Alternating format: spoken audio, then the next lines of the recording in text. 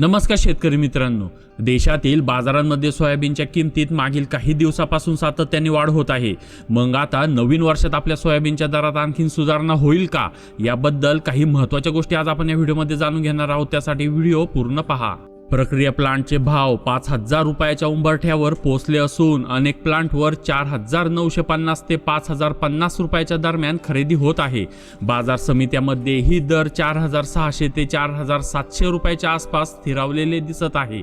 मागील आठवड्याच्या सुरुवातीला जे दर 4,400 रुपये दिसत होते ते आता 100 ते 150 रुपयांनी वाढलेत।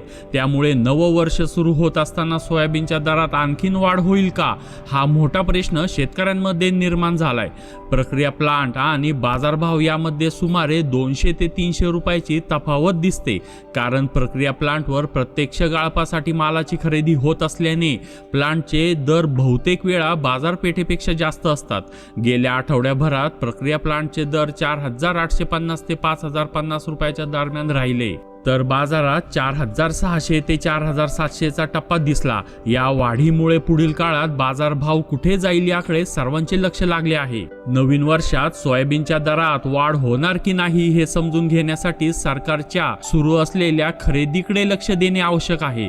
महाराष्ट्रात 18,50,000 टन सोयाबीन खरेदीचं उद्दिष्ट ठरलेलं असताना आतापर्यंत केवळ 3,05,000 टन इतकीच खरेदी झाली आहे, म्हणजेच उद्दिष्टाच्या फक्त 16% खरेदी पूर्ण झाली आहे। दुसरीकडे मध्य प्रदेशात भावांतर योजनेतून खरेदी सुरू आहे। 2017 मध्ये भावांतर योजनेची मुदत संपल्यानंतर मध्य प्रदेशातील सोयाबीनच्या दरात 15 ते 20% वाढ झाली होती। त्यामुळे यंदाही अशी परिस्थिती तयार होऊ शकते का, हे चर्चेचा विषय आहे। दरम्यान महाराष्ट्रात खरेदी केंद्राची संख्या मोठ्या प्रमाणात वाढविण्यात आली आहे। सरकारने 1,049 केंद्राचा प्रस्ताव नाफेडकडे पाठवला असून त्यापैकी 882 केंद्रांना मंजुरी मिळाली आहे आणि ती कार्यरतही झाली आहे। मात्र खरेदीची गती अजूनही मंद आहे, कारण बहुतांश केंद्रांना मंजुरी मिळण्यात उशीर झाला आणि जे केंद्र सुरू झाले त्यांच्यावरही बारदाना टंचाई मोठ्या प्रमाणात जाणवत आहे। पणन महासंघाने 40 लाख बारदाण्याची मागणी केली होती, पण त्यांना फक्त 11 लाख बारदाणे मिळालेत। काही ठिकाणी बारदाना आहे पण बारकोड नाही, तर काही ठिकाणी बारकोड आहे पर बारदाना नाही, अशी विस्कळीत परिस्थिती अनेक केंद्रावर दिसून येते। परिणामी अनेक केंद्रावर खरेदी मागील आठवड्यापासून ठप्प आहे। याशिवाय नोंदणी प्रक्रियेतील अडचणीही शेतकऱ्यांना मोठ्या प्रमाणात भेडसावत आहे। ऑनलाईन अंगठा पडताळणी तसेच सर्व्हर डाऊन होणे,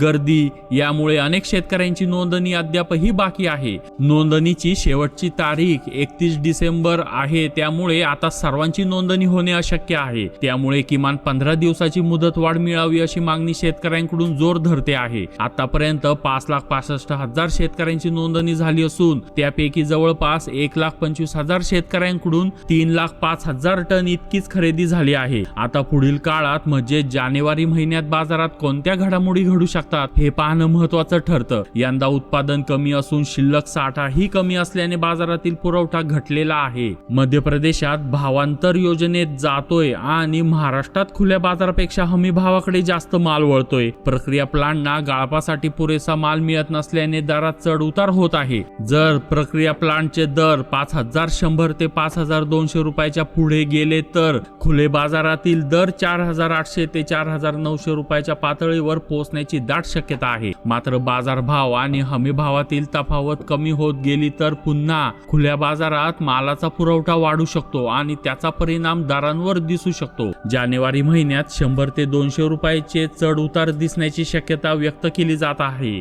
त्यानंतर काही काळ बाजार स्थिर राहू शकतो। मात्र या सर्व घडामोडींवर अंतिम परिणाम होणार आहे तो सरकारी खरेदीच्या वेगावर, नोंदणीला मुदतवाढ मिळते का यावर आणि बारदाना उपलब्धतेवर। या सगळ्या घडामोडींचा सोयाबीनच्या दरावर कसा परिणाम होईल हे आपण पुढील अपडेटमध्ये पाहू। त्यामुळे अशाच महत्त्वाच्या माहितीसाठी आमच्या चॅनलला आत्ताच सबस्क्राईब करा आणि बेल आयकॉन क्लिक करा। धन्यवाद।